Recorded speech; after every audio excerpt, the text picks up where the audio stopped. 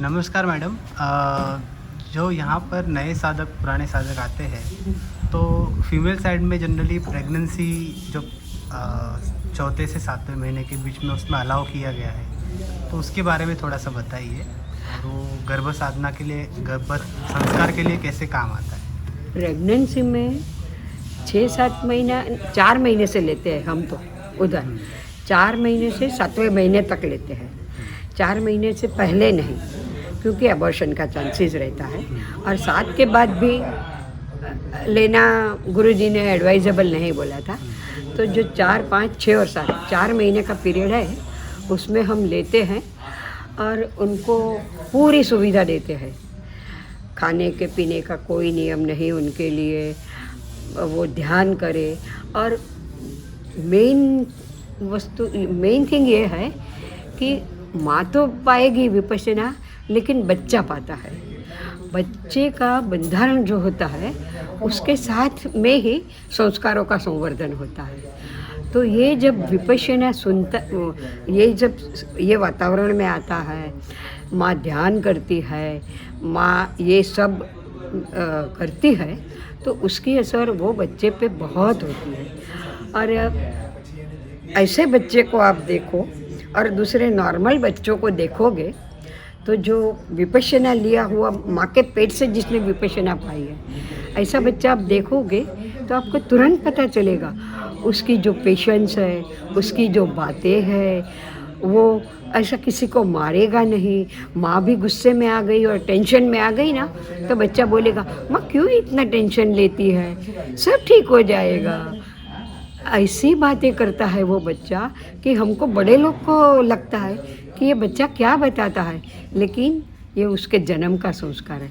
और जन्म के संस्कार की भी वजह है कि वो जीव पहले विपश्यना करके आया होगा, इतना पुण्य लेके आया होगा कि पृथ्वी पे आने से पहले उसको ये वाइब्रेशन मिलना शुरू हो गया है।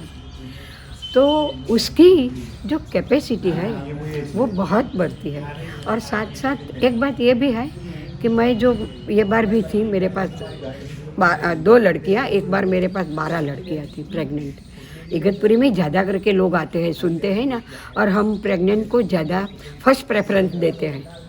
औरों को बाद में नंबर करते हैं, लेकिन ये लोग के पास टाइम नहीं है बाद में का, तो लेते हैं। क्योंकि माँ तो ठीक, बच्चा भी विपश्य होगा।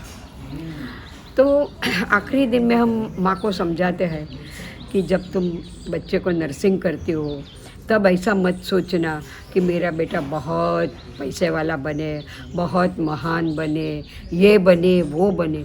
इससे क्या उसके अंदर राग के संस्कारों का संवर्धन होता है। चाहिए मुझे ये करना है, मुझे ये चाहिए, मुझे गाड़ी चाहिए, बंगला, तो राग के संस्कार बढ़ते हैं। और जितना गहरा राग है उतना गहरा द्वेष होता है। तो हमको बच्चों को नॉर्मल बनाना है, क्योंकि आज मिलेगा भी और कल जाएगा भी। परिस्थितियाँ तो बदलती रहेगी, हमें बदलना नहीं है। और ये बात जब गर्भस्थ शिशु सुनता है माँ के पेट से, तब वो संस्कार का दृढ़ीकरण होता है। और 5 साल का वो बच्चा आनापान करने में भी बहुत आसानी से करता है। गर्भ संस्कार में ज़्यादातर क्या सुनना चाहिए गर्भवती महिलाओं ने, इसके बारे में थोड़ा सा आप विस्तार में बताइए। गर्भवती महिलाओं को ना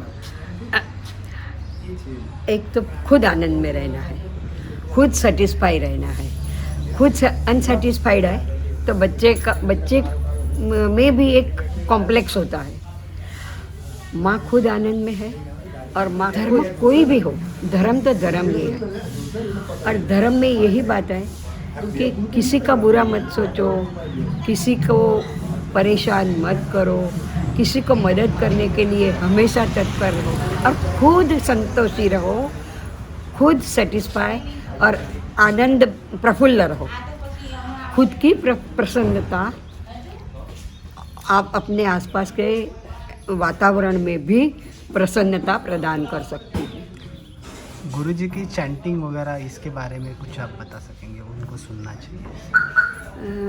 गुरुजी की चैंटिंग बच्चों के लिए, जैसे एक अंगुलीमाल सूत्र ज़्यादातर सुना जाता है। हाँ, तो अंगुलीमाल सूत्र इसलिए सुनाते हैं कि महिला की जो पीड़ा सहन करने की शक्ति है ना, वो बढ़ती है। और अंगुलीमाल जैसा भी कितना परिवर्तन हो गया उसमें। भगवान की वाणी, सौम्यता, सम्यक दर्शन, मैत्री, ज़्यादातर मैत्री, तो उसको इतनी असर हुई। तब जब महिला भी उसका जो प्रभाव है ना अंगुलीमाल सूत्र का, महिला को बहुत प्रभावित करता है। तो वो अंगुलीमाल सूत्र सुनेगी तो अच्छा है उसके लिए। और गुरुजी की जो मॉर्निंग चैंटिंग में भी है ना, ऐसे भी घर में लगाते हैं ना, माँ सुनती है तो बच्चा भी सुनने वाला ही है। ग्रास्पिंग, अच्छाई का ग्रास्पिंग बहुत जल्दी होगा। और वो दुनिया में जाके अपने 10 दोस्तों के साथ खेलेगा ना, 10 को समझाएगा उसको मत मारो, कुत्ता है, गिरा है, लोग मारेंगे। वो बोलेगा नहीं नहीं मत मारो बेचारे को, क्यों मारना है उसको, और चले जाओ शांति से, वो हमको नहीं काटता है, वो हमारा कुछ बुरा नहीं करता है। तो दूसरे बच्चे भी जो उसके साथ खेलने वाले हैं वे भी सोचेंगे, और वे भी ऐसा पत्थर लेके मारने का नहीं करेंगे।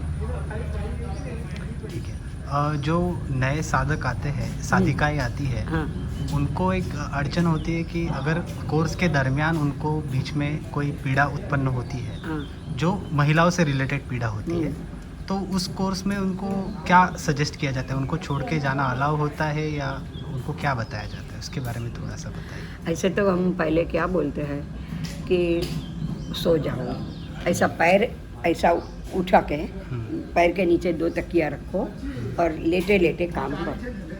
लेटे लेटे काम करने से तुमको अच्छा लगे तो ज़्यादा घूमो फिरो मत, सिर्फ ग्रुप सिटिंग के टाइम आओ और ज़्यादा करके आराम करो, प्रसन्न रहो और लेटे लेटे काम करो। फिर भी उनका नहीं ये हुआ तो फिर हम बोलते हैं कि आप जाओ, क्योंकि हमारे पास मैटरनिटी होम नहीं है यहाँ।